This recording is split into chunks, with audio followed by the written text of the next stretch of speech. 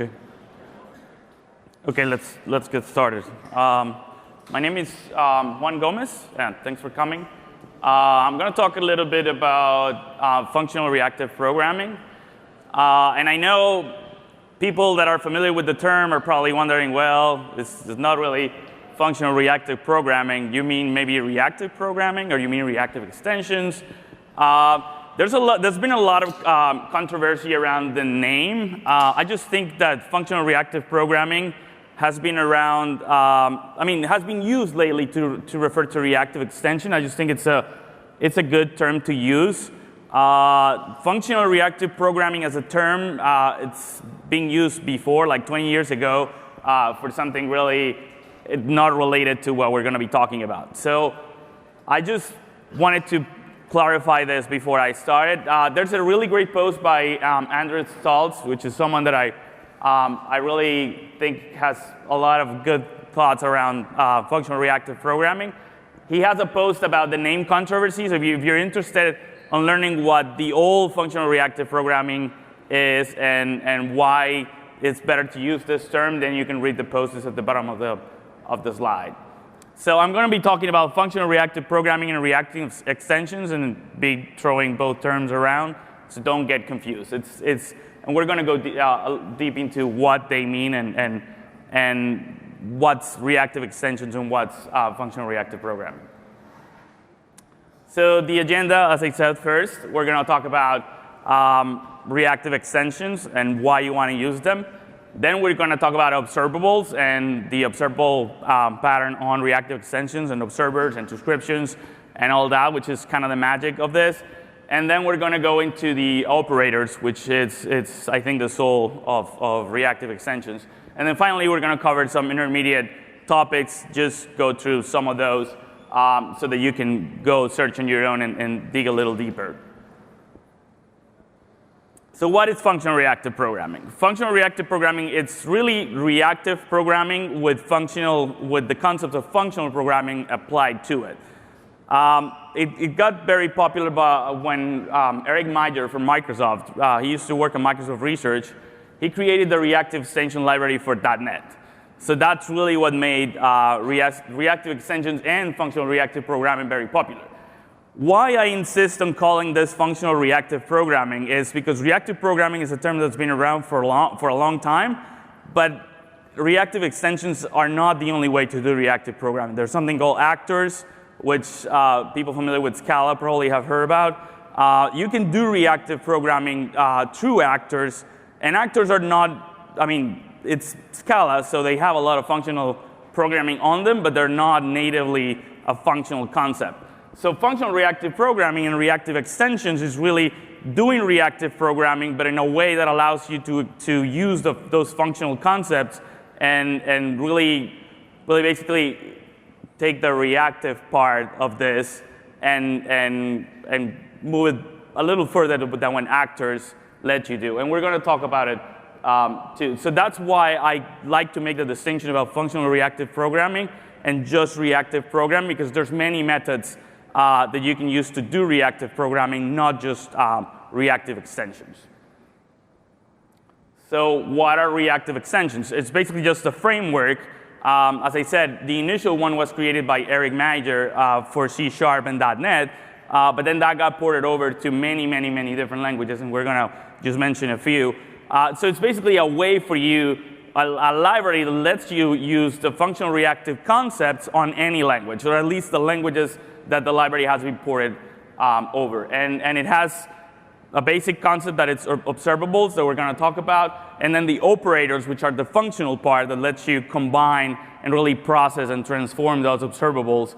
So that's the power of this, and we're going to go through that. So that's basically what reactive extensions are. It's just a library that lets you apply functional reactive programming to any language. And there's also a powerful concept in there too. It's the concept of schedulers, and that allows you to basically schedule operations or when things are going or events are going to be listened to or emitted in different threads, and then that lets you abstract away concepts of low-level threading, synchronization, thread safety, and concurrent data structures. As you know, all of these things are really hard. When you think you know them, for some reason you end up, well, something happens, and then you have to end up realizing that you made a mistake, especially on the threading side. So that's why this is so powerful, because it lets you abstract that away and then concentrate only on operating over events without having to go into the nitty-gritty of how you want to handle the threading part. And that frees you up to concentrate on your business logic and the things that you really want to do, and not on low-level threading, managing, which it's not, or at least eats away from the time that you want to spend on the real business logic of your application. As I said, RX has been ported to many, many languages. These are just some of the languages that have an RX library. The original one is C#. There's a really good one for JavaScript. There's of course RX Java, and RX Java it's a JVM library. So any language that runs on the JVM can take advantage of RX Java. And then there's one for Ruby. There's RxPy for Python, which is maintained by Microsoft too. And there's many, many more. And you can go to the ReactiveX website and then see all the ones that are currently done and the ones that are being worked on many other languages. So why functional reactive programming? And this is going to make it clear a little bit the distinction that I made at the beginning with the term. When you're writing concurrent programs, as I said, it's hard sometimes to think about them. So when you have an abstraction, which in this case is going to be the observable, and we're going to talk about what it is, when you have an abstraction that helps you think about asynchronous programs, that makes reasoning about the flow of your application a lot easier. And the fact that you have that abstraction lets you write a little bit less code, and then you know that writing less code is obviously going to mean having less bugs.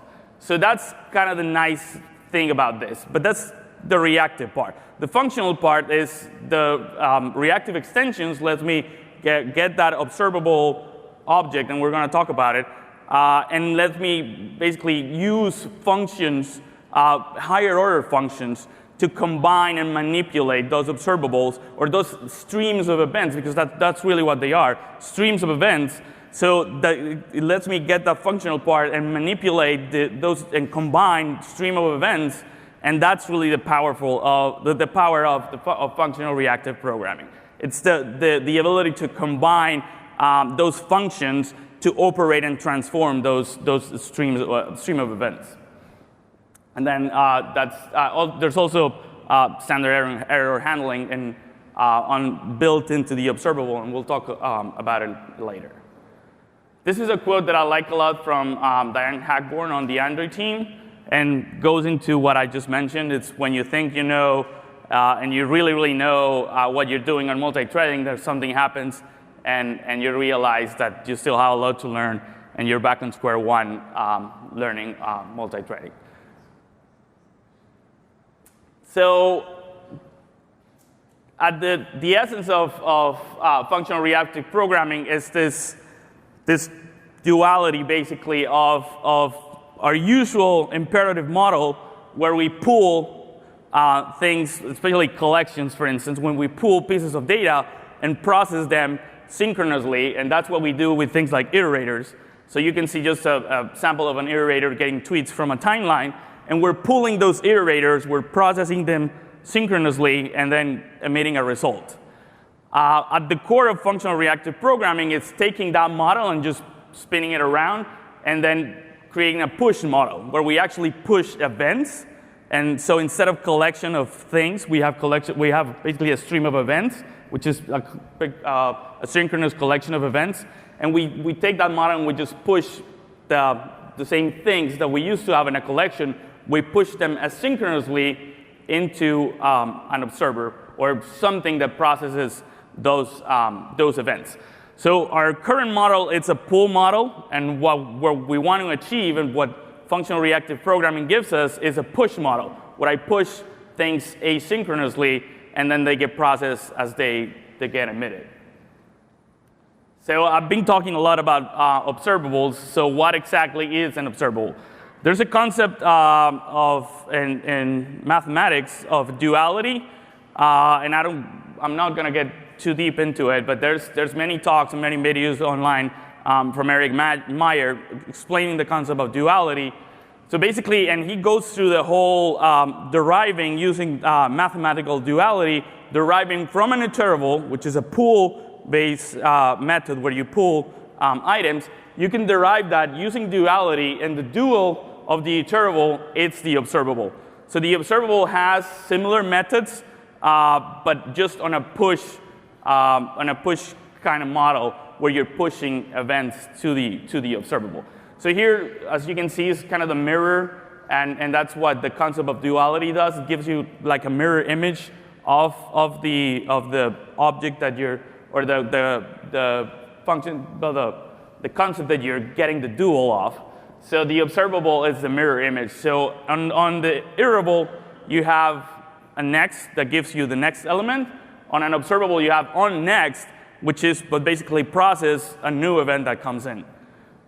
So you see that the one is push, you send the next element, the other one, sorry, the first one is pull, you pull the next element, the other one is push, you get the event, and then you process it. On the iterable, you have, when the iterable fails for some reason, if you're reading from I/O or getting something on the network and something happens, then you throw an exception. Or, well, if it's a collection that's already retrieved, then there's not a lot of chances of failure. But if you're creating the collection on the fly, if something happens, then you throw an exception and the iterable just fails. On an observable, there's the exact same concept, and it's the on error. When something happens on the observable, then we send the error event, and then the observer or the processor just has to stop and then handle the error. And then finally, it's the on-complete is when the collection is over. On the iterable, we have the has next, and then has next, it's going to return false when the collection is over. And then same thing happens on the observable. When the observable is done emitting events, then it has the on-complete, and then you can process that on-complete event. So those are the methods that the observable has, and then I just went over when you need to call them. And once we start seeing some code, then it'll be a little bit clearer. But just keep in mind that there's the observer, it's always going to have those three methods: on next, on error, and on complete. So there's the concept of subscription, and that's at the core of Rx. And it's you have the observable, which is emitting events, and then you're going to have an observer that is going to be processing those events. And then it's going to be using those three methods on error, on next, on error, and on complete to be able to do that processing. But then you have to hook them together, and the way you hook them together is through a subscription. So on the subscription, you basically give the observable an observer that is going to be processing those events as they come. So this is a bit of code where the same thing I was doing with the tweets, so the same iteration that I was doing here on a collection that I had already retrieved, I'm processing it here as a stream of events. So I have an observable, I'm giving it the observable an observer through a subscription, and then the observer is processing each of the tweets as they come. In this case, we're just generating, we'll have an imaginary Twitter service where we get favorites and we get maybe mentions, and then we just send them to the observer. And then it's the observer's job to process the events as they get emitted. So this is a very simple kind of like example using an iterable and an observer to process some tweets. And then you can see that we have a catch at the bottom.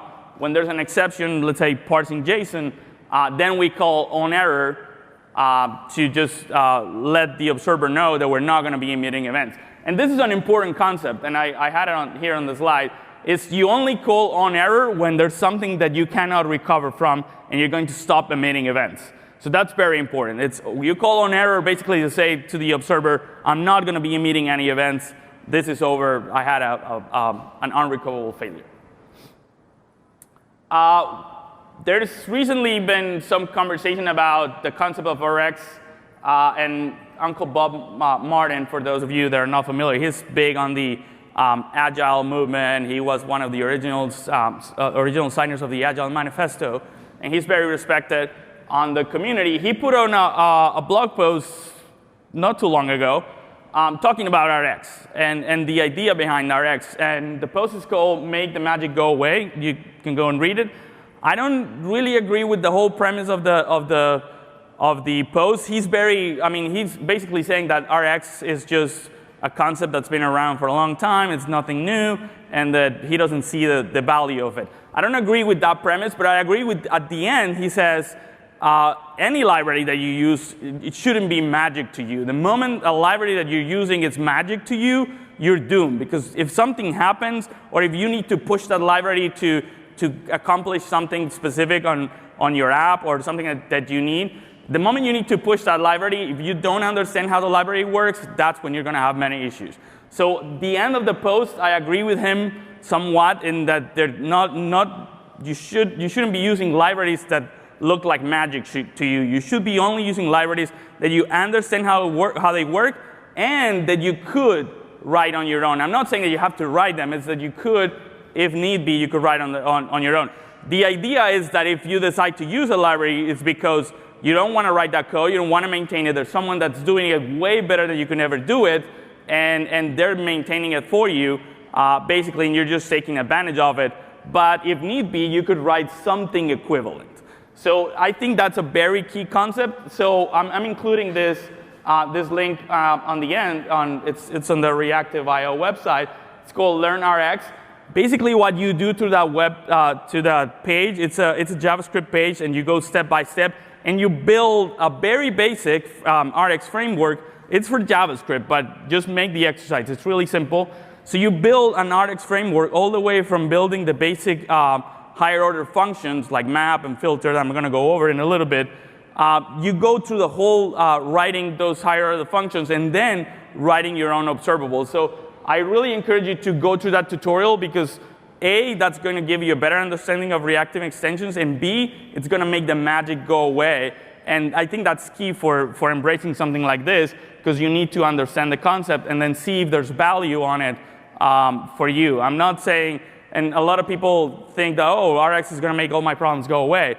It's not going to make your problems go away. If you think this is a valuable model and it helps you think about your application in a better way and write better apps, then it's a good solution, but it's not going to make your problems go away. So understanding this is key, and I really, really encourage you to go through that tutorial and basically write your own mini reactive extension framework.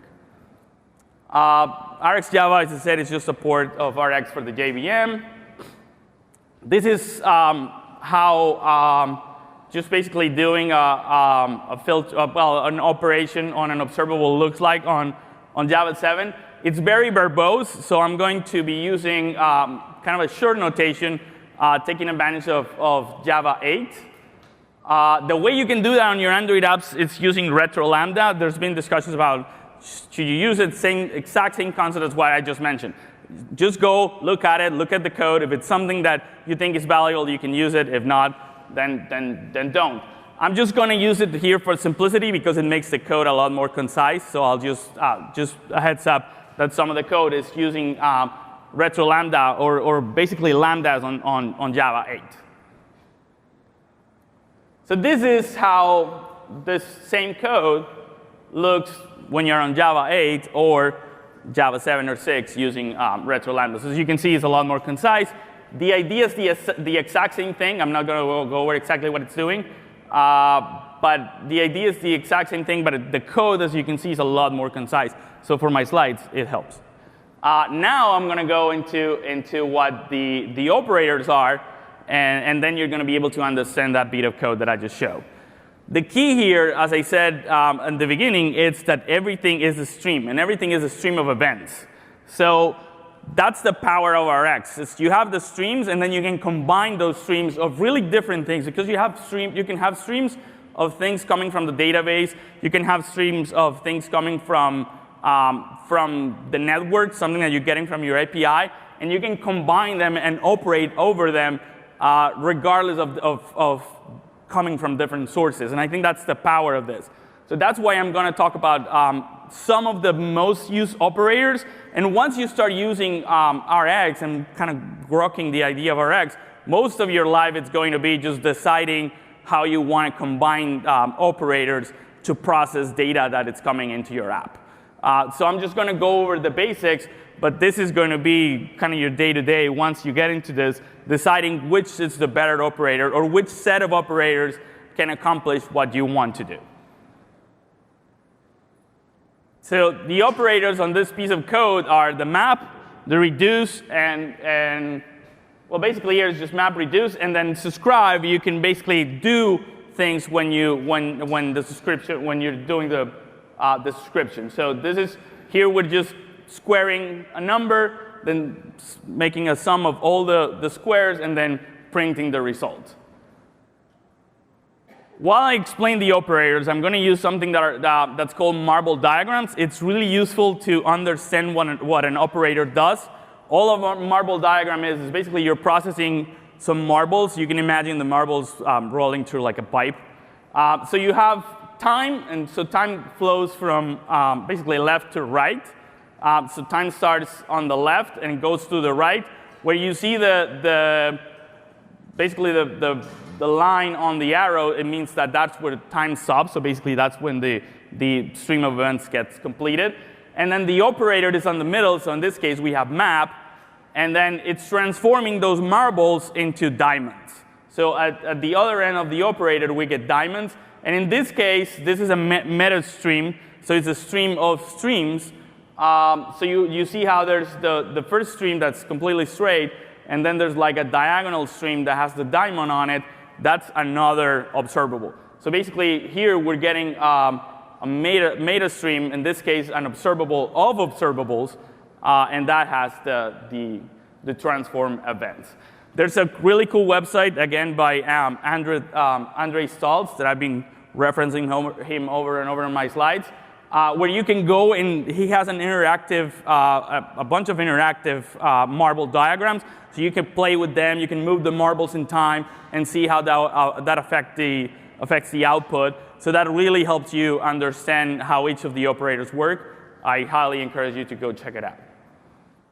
So the first operator, it's the create operator. It's how we create observables. We already saw it on the first code when we talked about what an observable was.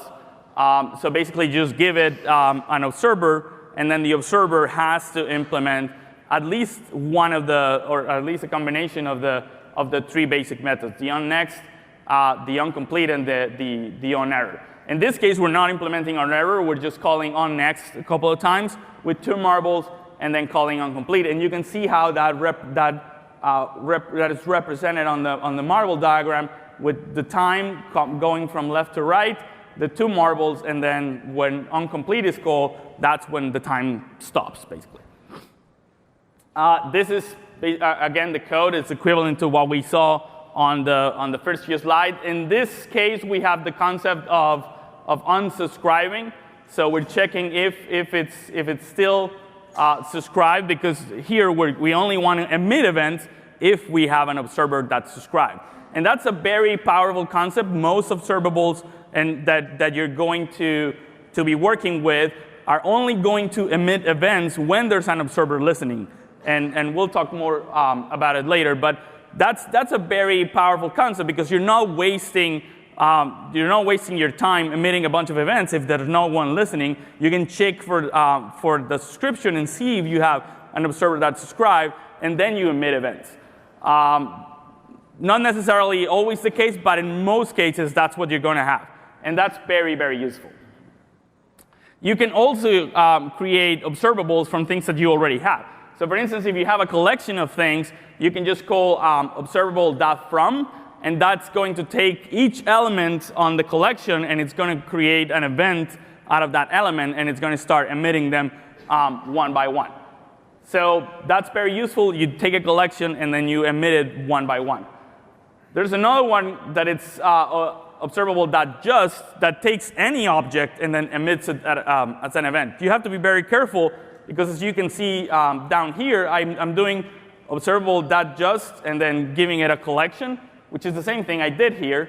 when I do that observable.from, the observable is going to emit the elements on the collection one by one.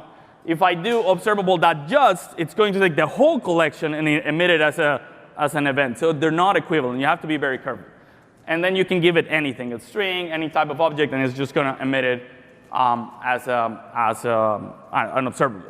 There's many other creation operators that they all have their own use case. Go to the Reactive Extension page or the Reactive DRX Java page and check them out. There's many other for each specific case. And as I said, that's what your life becomes, just hunting down for the right operator for the right use case that you have. Transforming operators, as I said, it's one of the powerful things of RX, and it's done through higher order, most of the time through higher order functions. So map is probably one of the best known higher order functions on functional programming. It basically lets you transform an input and then emit transformed output, and then apply it to, in this case, each and every element, or each and every event. If you have a collection, each and every element, but in this case, each and every event gets transformed and then emitted back.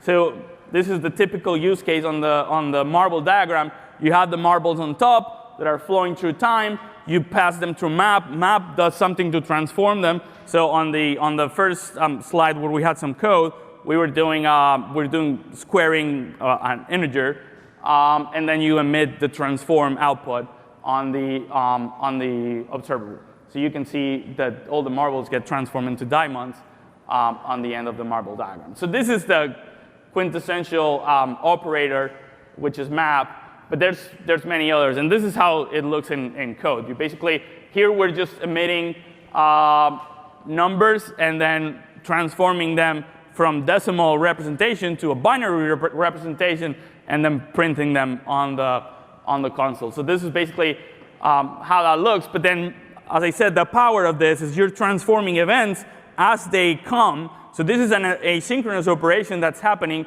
every time I emit a number. It's happening through time.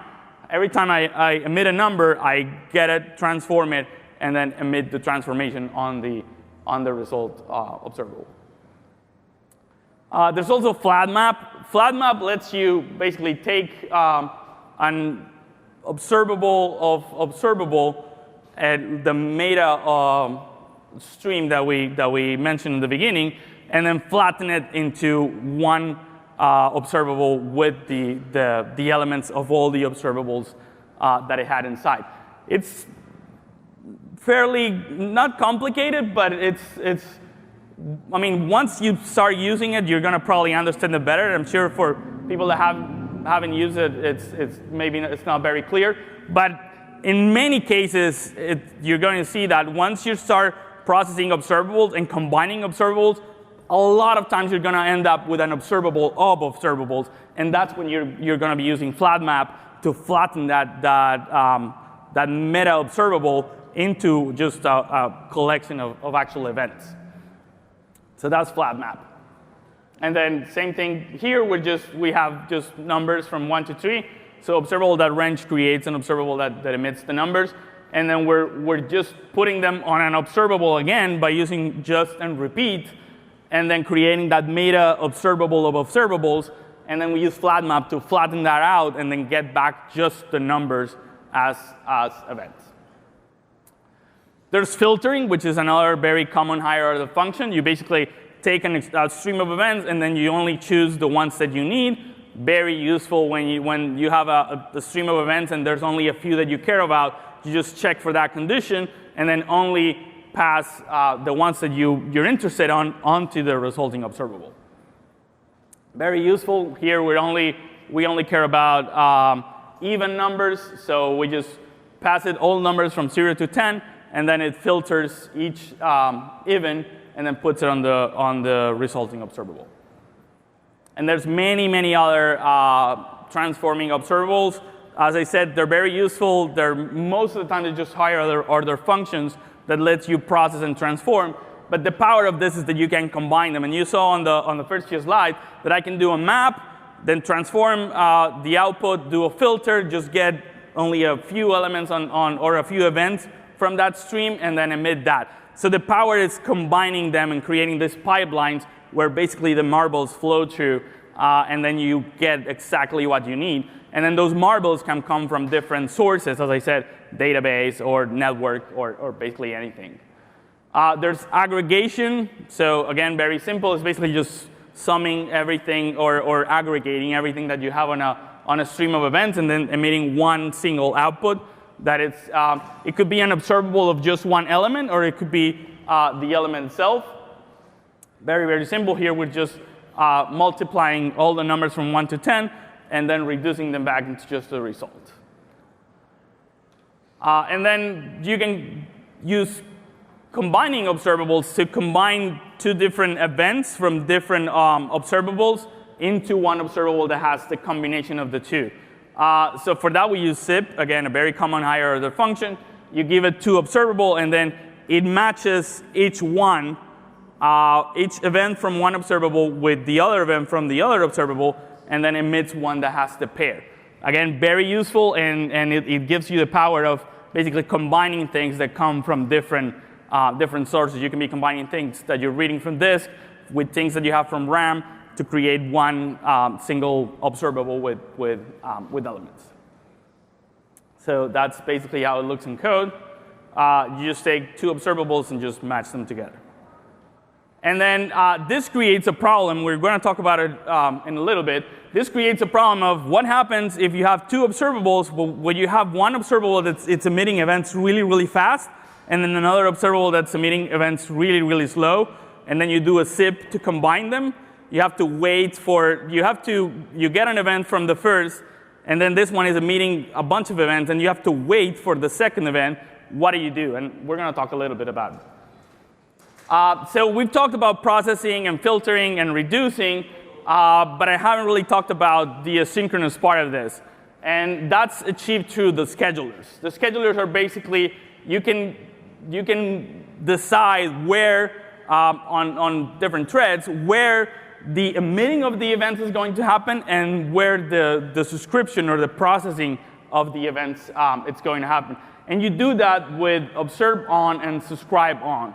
And then you give it basically a scheduler that it's the one that encapsulates the thread where you want that the processing or the emitting to happen. And then that takes care of everything and then makes that part of the whole flow happen on that specific thread. So as you can see, that makes everything, especially the multi-threaded part, makes it a lot easier. And then since these events are happening asynchronously, then you only have to use the scheduler to schedule where the processing, for instance, is going to happen. And then that takes care of the whole thing. You don't have to do the threading manually. So that's very, very helpful. And then again, gives you time to just concentrate on combining those operators and processing your stream of events. There's the concept of back pressure, which is the part that I mentioned. When you have two observables that are emitting events of different speeds, you're going to end up with basically back pressure. Same thing that happens with pipes and water. And it's that there's one observable that is giving you a lot more events. So RxJava has this concept of back pressure. Other Rx implementation and other languages don't. So it's very particular to RxJava. But it lets you handle that through a specific buffer that handles a few events. And then if the buffer just fills up, then you get a back pressure error. So it's a bit more of an advanced concept, but it's something that it's good to be aware about. Then there's the concept of hot and cold observables. I've been talking mostly about cold observables.